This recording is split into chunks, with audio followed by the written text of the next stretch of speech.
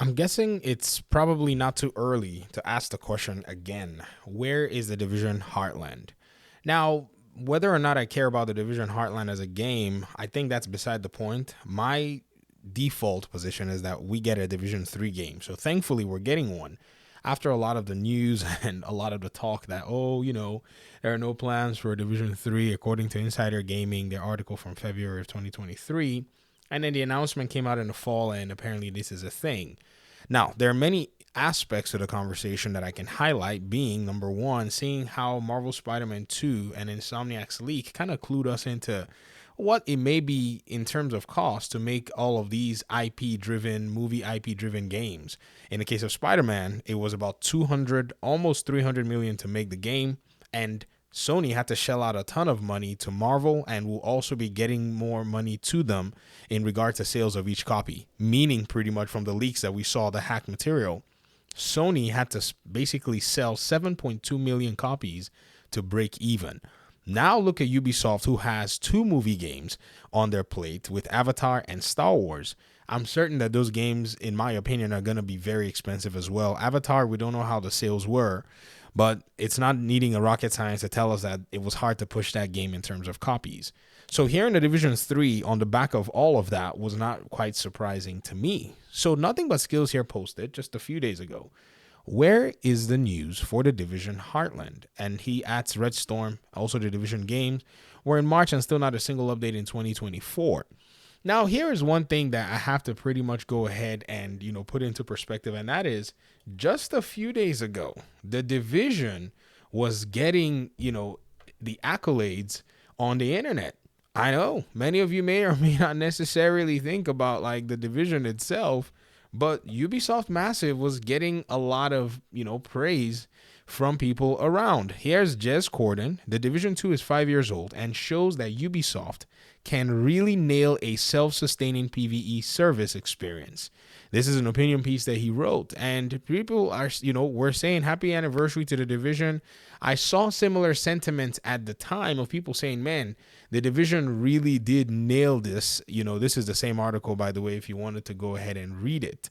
So obviously, there is something unique when it comes to Tom Clancy's The Division 2 and even The Division 1, depending on which one is your favorite, that tells us that Ubisoft probably, or more than likely, missed the mark slightly in timing. And that's all I'm going to critique for is the timing.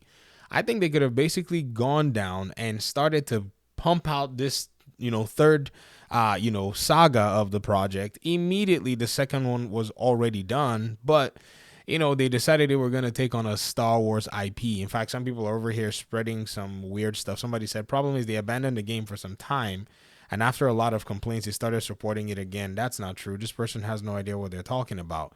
They reduced workforce size, obviously, because like I caveated at the beginning of this video, they had designated developers to Star Wars and they're designated developers to completing the Avatar game. So already a lot of the talent were working on these new IPs while they designated and delegated most of the development to, small units and other teams across the Ubisoft pipeline.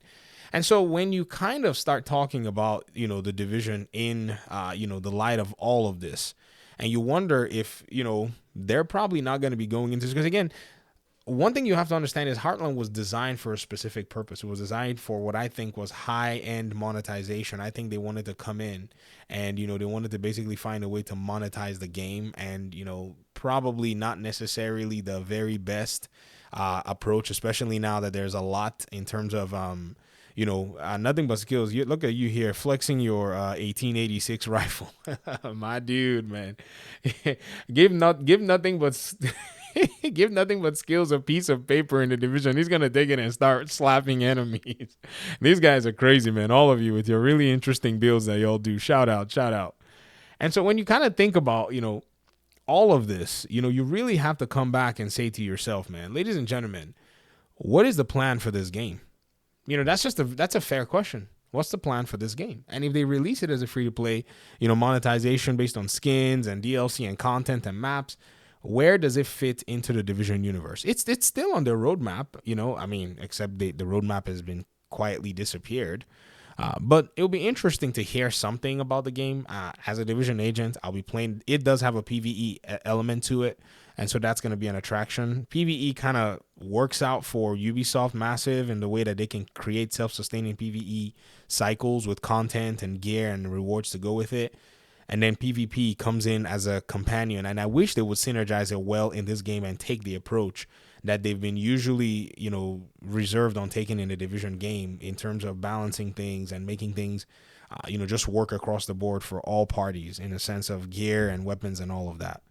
But these are my thoughts about this. I'll probably be back here in another 2 weeks asking the same question. I'll be talking about something relating to the Division 2. So thank you so much for your time and your audience. I really do appreciate you guys so much. And hopefully we can talk pretty soon in another one. Peace out.